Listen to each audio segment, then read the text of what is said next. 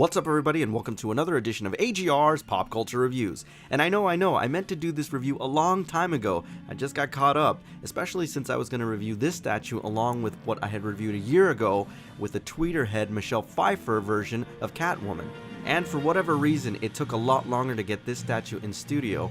And I remember thinking when I saw the tweeterhead statue of Michelle Pfeiffer that it wasn't really necessary for me to get the Sideshow Collectible premium format version, but I was wrong, especially after I took this thing out of the box because it was absolutely gorgeous and it has a very unique style.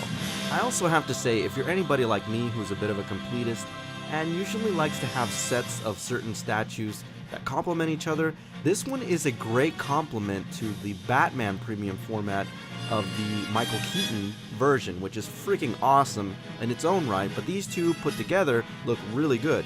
So, after all this time, today we're going to be taking a look at Sideshow Collectible's premium format statue of Catwoman from Batman Returns, the Michelle Pfeiffer version. Let's take a closer look. Now, one of the things I do have to say about this head sculpt is that it is absolutely stunning. It is very, very beautiful. But it doesn't necessarily look like Michelle Pfeiffer. It kind of looks like some kind of animated version or anime version of her, but it doesn't mean that that's a bad thing. I do wish that they would have emphasized a little bit more on recreating her, but this still looks absolutely stunning. I definitely like the playful kind of look in her eye that she has.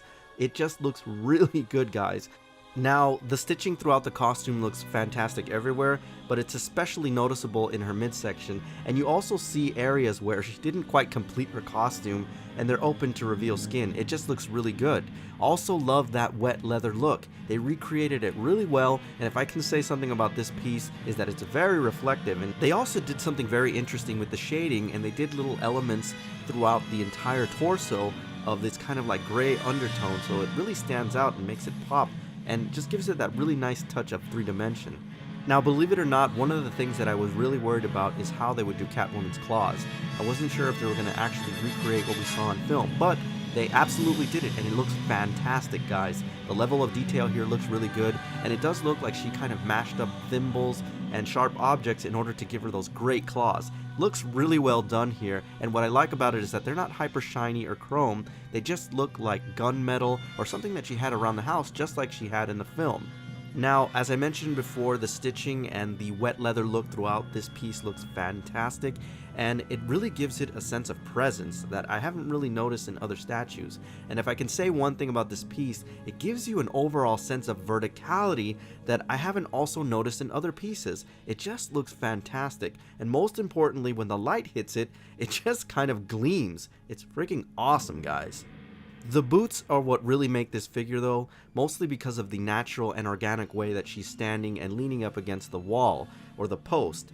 It's done very well here. There's a lot of detail in terms of the stitching, and definitely in the way the boots kind of go all the way up to her ankles. It's a very sexy yet commanding presence that she has because of the way her feet are positioned. And one thing I hadn't noticed before that it took me a second time, or I had to take a second look to notice it, is the heels in the back. They were done so well, and you have to wonder, especially in the film, how the hell Catwoman can jump around and stuff like that in such high heels. But whatever, they recreated it excellently and it looks great. Now, this piece is very simple, and unlike other premium format statues, you don't have to do too much in the way of actually building it. But one accessory that I thought was pretty impressive is definitely her whip. It goes the entire length of the statue, and it's pretty malleable, so basically whatever design you want or however you want to position the whip, you can do so, because you can basically manipulate it as much as you want. And by far, guys, the coolest thing about this piece is definitely in her base. The style that they went with here is amazing. Not only does it have a small footprint with a lot of detail, I love that vent, but look at that freaking wall. I also have to mention that that wall is so dense that it actually feels like stone, and because of the way they painted it, the recreation of what is supposed to simulate stone is done really well too. So I have to say, this is a lot more high-end in terms of a base than I've seen in other Sideshow collectibles with the same price point, and that's pretty impressive. Now, it really goes without saying, guys, but one of the reasons that we fell in love with Michelle Pfeiffer was definitely because that outfit was very form-fitting. So this one in particular, just like the Wonder Woman statue that I reviewed before from the Artifacts line, deserves to be basically displayed with a mirrored back, because the reverse side of this statue is so impressive, guys. It's unbelievable how much detail they put on the reverse side that typically is not displayed, but you owe it to yourself to display it with something that can reflect it because, guys, it looks absolutely amazing. Now, about a year ago when I did my Tweeterhead version of Catwoman, you all remarked that because of that statue, it is a great statue, that you wouldn't be interested in getting the premium format version. But I have to say, guys, even though some of you may own the Tweeterhead version, this is a really good statue and it's actually very unique. I love the style. It's so subtle and sexy that I have to say, even if you have the Tweeterhead one, you might want to pick this one up, guys, because it's freaking awesome. I also have to say that this statue is getting harder and harder to find, guys, so if you can pick it up for a relatively cheap price, now's the time to do it. Now, before I go, I just want to thank the folks over at Sideshow Collectibles for finally sending this piece over for review. Alright everybody, so that's my official review of Sideshow Collectibles' premium format statue of Catwoman from Batman Returns. As always, I thank you for tuning in, and I'll see you on the next AGR's Pop Culture Reviews.